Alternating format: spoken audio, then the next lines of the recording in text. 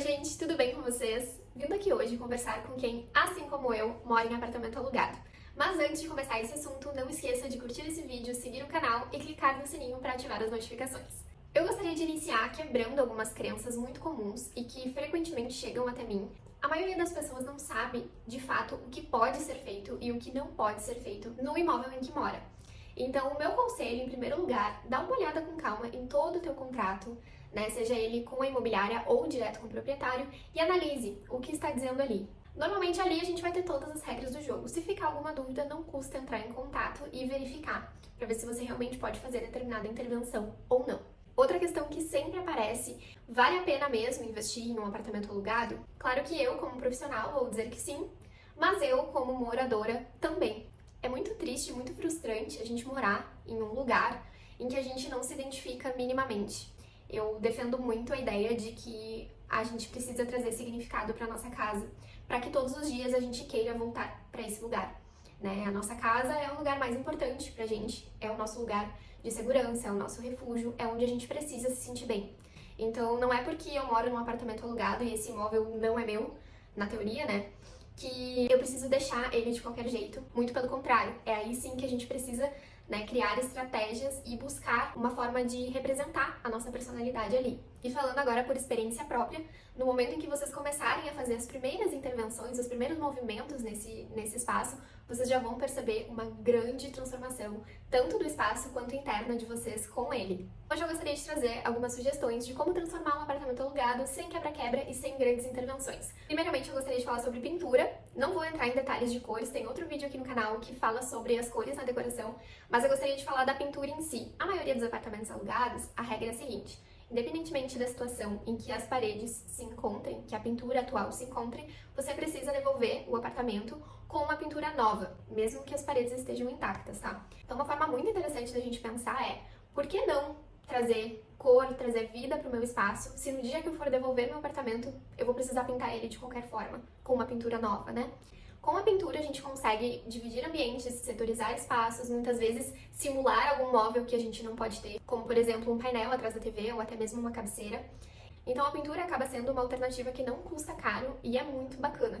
Depois, eu pensaria em investir em bons móveis soltos, que são aqueles móveis prontos, comprados em loja, e com o objetivo de escolher móveis versáteis. O que eu quero dizer com isso, né? A gente pode estar trabalhando com mesinhas laterais, poltronas, cadeiras, puffs, aparadores, entre outros. E quando eu falo em móveis versáteis, eu penso no dia em que eu precisar me mudar. Então o raciocínio vai ser mais ou menos assim: se hoje eu comprei uma mesinha lateral, uma mesinha de apoio para utilizar na minha sala de estar, pode ser que no meu outro apartamento eu tenha muito mais espaço e ao invés da mesinha lateral eu queira usar uma mesa de centro. E aí o que eu faria com essa mesinha lateral, né? Então nesse caso, como ela é um móvel versátil e prático, a gente pode utilizar ela em outros ambientes, como, por exemplo, fazer com que ela se torne uma mesinha de cabeceira para o meu quarto. Os móveis soltos, eles têm essa possibilidade de serem mesclados e usados em diversos ambientes. As poltronas também.